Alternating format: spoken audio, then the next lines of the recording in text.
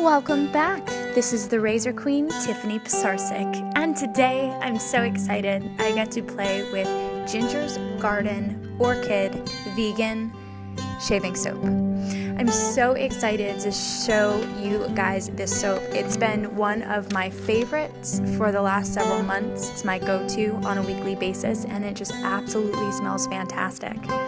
I have always been a fan of orchids, and I love the way that they fill up a room. And Irina's soap smells just like a bouquet of flowers. And as you can see here, the lather just pops. One of my favorite things about the soap is it's a vegan coconut oil base. As you can see, again, it lathers easy, and the lather really holds true while you shave. Now, I did add just a little bit of water to my brush, just to really give it that great little pop. And you're going to see in just a second why I love Ginger's Garden.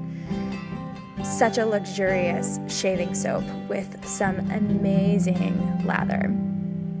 Find it here, gingersgarden.com. For more shaving goodness, please visit us at ritualshave.com.